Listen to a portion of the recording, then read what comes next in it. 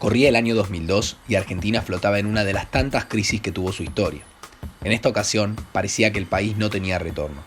A pesar del paso del tiempo, todavía padecemos el resultado de este infame episodio hoy en día. Pero si hablamos de arte y cultura, la música siempre subsistió en este país durante los peores momentos. Ese año no fue la excepción. Sin más introducción, te invito a acomodarte donde quieras, como más te guste. Esto es Audioteca Infinita y en esta primera entrega vamos a hablar del disco solista de Charly García, Influencia. Una parte de mí.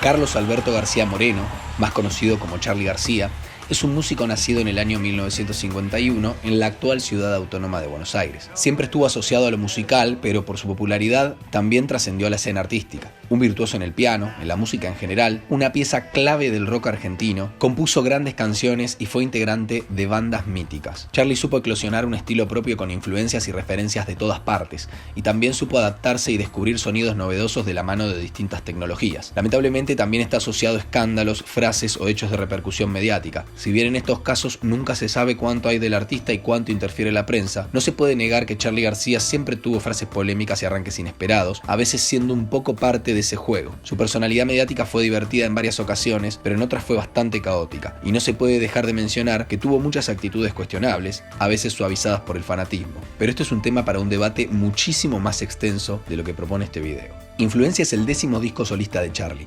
Se publicó en una época en donde el disco seguía siendo el baluarte de la música, el producto a vender, junto con los shows, para la comunidad artística. Si bien ya estaban apareciendo algunos programas para descargas digitales, que obviamente no eran legales, todavía no existían en la práctica de consumo las plataformas como YouTube o Spotify. Como decía al principio, Influencia se publicó en un año difícil para Argentina, luego del estallido social de diciembre de 2001 y con una transición política intensa, un presidente que se fue en helicóptero de la Casa de Gobierno y 5 sucesores en tan solo una semana. Para el año 2002, el fuego seguía quemando todo. Pero aunque todo esto pasaba acá, a Charly García lo conmovió otro suceso histórico: la caída de las Torres Gemelas el 11 de septiembre de 2001 en Nueva York, Estados Unidos, cuando 2 aviones impactaron contra estos edificios ubicados en el complejo World Trade Center, dejando un saldo de casi 3.000 muertos. En ese entonces, Charly declaró que lo ocurrido en Manhattan lo inspiró para realizar este disco. Charly no publicaba un disco como solista desde 1998, cuando salió El Aguante. En ese parate pasaron algunas cosas. Charly se reunió con Nito Mestre y 25 años después de su separación y con un recital despedida en el Luna Park a todo trapo, Sui Generis lanza su cuarto y último álbum de estudio, Sinfonía para Adolescentes, reuniendo al público de esa etapa icónica de la música argentina, ahora ya con 40 o 50 años, como Charly, como Nito, y a sus hijes que consumíamos a Sui Generis, a Cerú, La Máquina de Hacer Pájaros y al mismo Charly solista. De Sui Generis se desprende un concepto que incorpora a Charly en Sinfonía para Adolescentes, que también aparece luego en Influencia y que va a retomar con Kill Hill en 2017. Hablo de la maravillización, que fue tomada como una especie de idea, juego, delirio más de Charly, pero atención, Charly lo explica como una herramienta para jugar con la música, eliminando o al menos corriendo del eje los canales izquierdo y derecho, pasando a buscar el sonido propio de cada amplificador, de cada pequeño parlante que pueda haber en cualquier hogar. Es decir, el músico apuesta a lo lúdico en la escucha más allá del material en sí y a su vez a darle protagonismo en la escucha activa por parte del oyente. Años después podemos ver cómo los roles de consumo en el arte y la participación del público toman aún mayor protagonismo. No parecía tan loca esta idea de Charly, que hasta el día de hoy sigue vigente. El productor del disco fue el mismísimo Charly García, algo común de él producirse sus discos. De hecho, llegó a trabajar con, por ejemplo, Los Abuelos de la Nada y también con Andrés Calamaro. Influencia fue grabado en el estudio de Fito Páez, Circo Beat, también en Say No More Móvil y textual, según el disco, en la cama de Charly y otros lugares. Este disco fue el primero bajo el sello EMI, ya que anteriormente Charly venía trabajando con Columbia Records, perteneciente a Sony Music. Luego de publicar Influencia, Charly ganó el Gardel de Oro 2002. Y si bien a mi entender los premios no son la validación más importante, es destacable que la misma persona que antes cuestionaba los premios diciendo que no sabría si Gardel estaría muy contento con esa situación, vuelve a ganar el premio al año siguiente. ¿No? ¿Me gustaría darle el Gardel de Oro el año que viene? A mí. Como si fuera poco, lo vuelve a ganar en el año 2018 y de esa manera Charly se convirtió en el mayor ganador de la estatuilla dorada junto con Abel Pintos. Para la realización de Influencia, Charlie contó con una banda que en su mayoría solo trabajaría en el estudio y no en los shows posteriores. De las baterías del disco se encargaron Diego Dubarry y Mario Serra, este último ex integrante de Virus, quien ya había tocado junto a Charlie en Demasiado Ego y también 2 años antes formó parte de la vuelta de Sui Generis. Los coros estuvieron a cargo de Ana Álvarez, Laura Casarino y Mariela Chintalo. Diego Blanco grabó bajos, sintetizadores y el teclado Hammond, y como siempre Charly García hizo de todo. Grabó la voz principal, pianos, guitarras, bajos, sintetizadores, baterías, efectos, etcétera, etcétera. María Gabriela Pumer fue quien se encargó de grabar guitarras y coros. Este sería el último disco que grabó junto a Charlie, ya que lamentablemente fallecería al año siguiente. En este disco, además, hay un personaje especial al que Charlie conoció en Londres en el año 2001, Tony Sheridan, un guitarrista proveniente del palo del blues, con quien Charlie pegó muy buena onda y aparentemente el músico inglés quedó muy enganchado a tal punto de grabar su guitarra para una de las canciones. Por último, y como si fuera poco, Fito Páez puso sus manos sobre el Hammond para la grabación de la canción Mi Nena.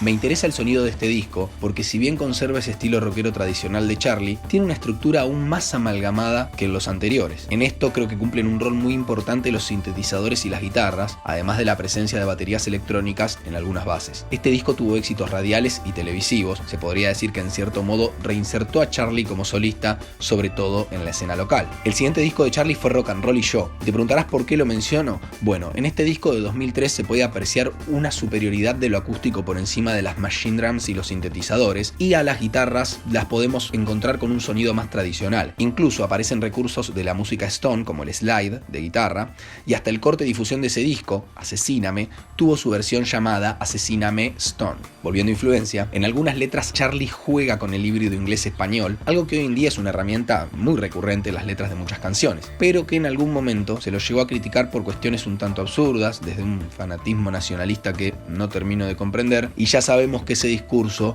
se puede volver bastante peligroso. La tapa es una foto de Charlie en modo creepy, y el logo es la tipografía común con su apodo y apellido, que también había sido utilizada en Parte de la Religión, disco solista de 1987. Este disco no sale con el logo de Say No More, aunque en alguna edición apareció en su tapa. La fotografía fue tomada por Andy Cherniavsky y Maki Montes de Oca se encargó del diseño gráfico. Algo de lo que creo que no se habla mucho es que las pinturas que acompañan los temas dentro del librito del disco fueron hechas por el mismísimo Charlie, algo parecido a lo que hacía Luis Alberto Spinetta en los 70 con Pescado Rabioso.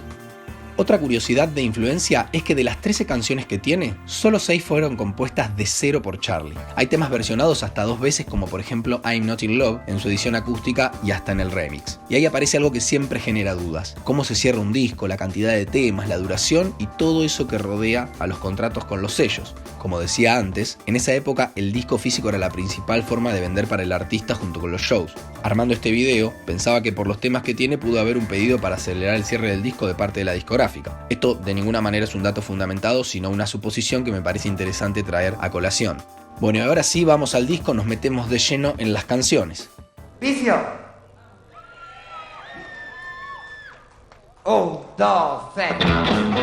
El primer tema es Tu Vicio, uno de los cortes difusión seguramente conocido por mucha gente fanática de la música. Acá nadie va a señalar a Charlie por sus vicios, sino que Charlie va a tomar el concepto y va a señalar a todo el mundo, diciéndonos: en esta sociedad todo el mundo tiene un vicio. Tengo la percepción de que es algo muy de Charlie hablar de cosas cotidianas o que parecen no tener mucha importancia y cada tanto tirar un palito al poder, a la hipocresía social, a los gustos y las opiniones, entre otras cosas. El periodista Eduardo Pintos escribió en el diario Página 12 lo siguiente: García juega con la palabra, casi siempre vinculada a su imagen pública, y desde allí teje una red de palabras de explícito contenido autorreferencial. La declaración, en la gente soy un vicio más, y la chicana pública, ¿por qué no me dejás si es que solo soy un vicio? La idea de Charly García como vicio argentino, por cierto, es un hallazgo. Y así nos metemos en la primera Influence. I'm Not In Love es un tema escrito por Charly García y la versión de estudio tiene guitarras grabadas por el ya mencionado Tony Sheridan. Es otra canción referencial, ya que tiene un guiño o replay de la canción She's Not There del grupo inglés The Zombies. But it's too late to say you're sorry.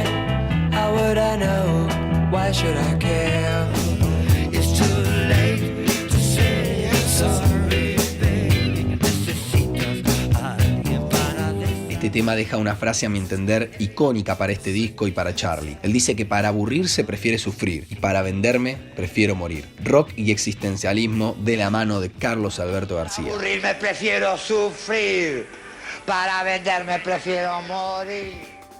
Y este no es el único tema reversionado, entonces aquí va a aparecer la segunda influencia. La canción que le otorga el nombre al disco tiene su origen en el músico y productor estadounidense Todd Rundgren, quien compuso Influenza en 1982, de la cual Charlie tomó el nombre y lo modificó a su manera, como siempre hace Charlie.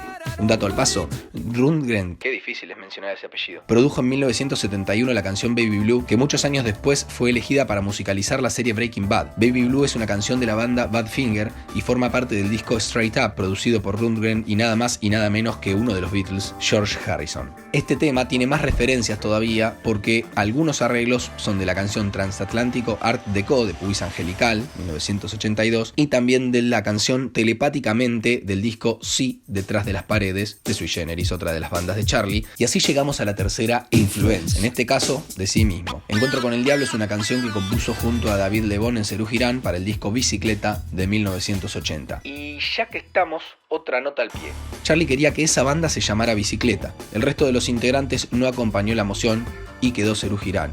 Qué loco, ¿no? Como les decía, Encuentro con el Diablo es la autoinfluencia de Charlie y Serú, pero a su vez el tema original es musicalmente casi una copia a Sweet Home Alabama. Para su disco solista, Charlie le cambió los acordes, la melodía y reemplazó las baterías por samples. Además, le agregó un sintetizador para el riff y para el solo.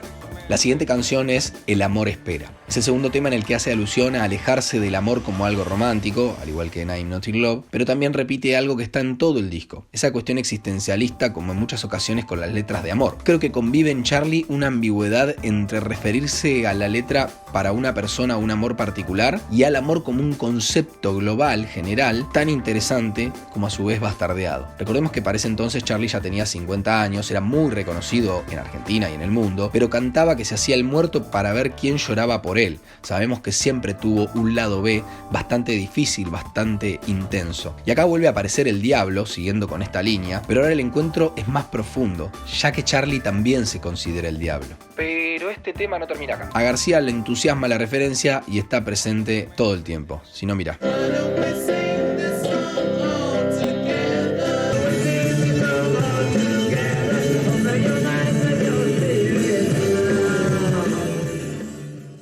Luego aparece Película sordomuda y a continuación llega la cuarta influencia, Mi Nena, una canción que tiene una letra traducida al español del tema New Kind of Love de The Dave Clark 5 del disco Having a Wild Weekend 1965.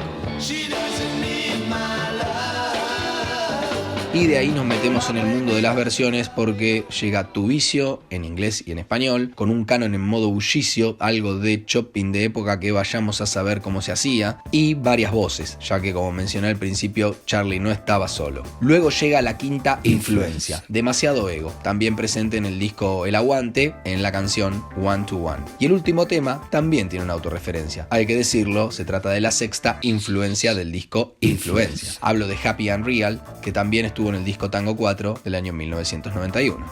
Pasamos a los videos que se filmaron junto a este disco. Uno de los cortes fue Influencia y tuvo una filmación muy particular. Por lo visto no había suficientes versiones del tema y Charlie no quería un video con él haciendo solamente playback. Entonces tocó la guitarra y cantó arriba de la versión de estudio. Yo no pienso en peligro.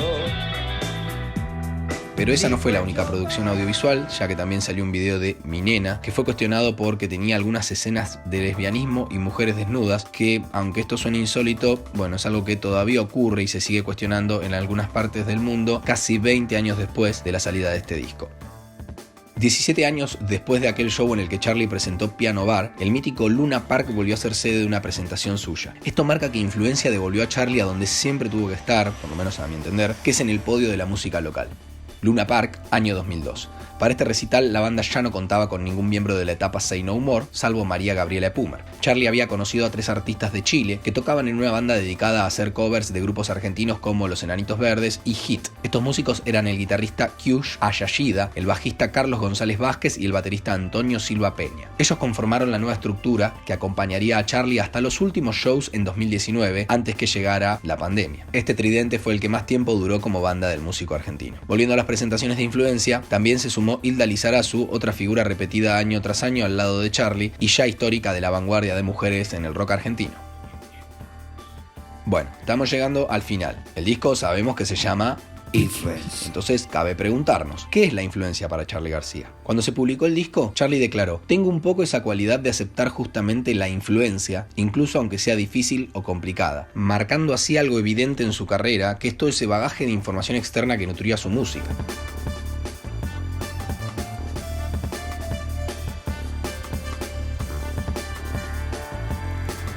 Revisando archivo de la época, vi que algunos medios apuntaron a una pelea con el cantante de Catupecu Machu, Fernando Ruiz Díaz, en la cual Charly hizo una declaración bastante ofensiva para con el hijo del autor de Magia Veneno y otros temazos. Ahora no me interesa ahondar en eso, pero quería mencionarlo porque es algo que tal vez no se conoce tanto. Me temo que los medios acá jugaron su papel para interpretar el disco a su manera y lamentablemente muy lejos está el espíritu de influencia de estas pequeñas cositas. Este disco marcó el inicio del siglo para la música de un Charly que siempre se reconstruyó, pero nunca dejó de demostrar su esencia en la composición. Es difícil escuchar un disco suyo y no darse cuenta que es de Charly. Eso lo hace sumamente interesante y sin duda alguna cada pieza merece más que un comentario en esta producción. Si te gustó este video podés darle like y suscribirte, las dos cosas me sirven mucho, y también si activas la campanita, YouTube te va a avisar cuando saque un nuevo video. Cualquier corrección de datos o aporte que quieras realizar será más que bienvenido. Un comentario siempre enriquece al debate y al canal, obviamente, y por supuesto me ayudas a difundir este trabajo que, no te lo voy a negar, me llevó bastante tiempo y si no lo publicaba pronto iba a terminar en otro cajón de los proyectos que nunca salen a la luz. Nos encontramos en las siguientes ediciones de esta audioteca infinita. Gracias por estar y hasta la próxima. Say no.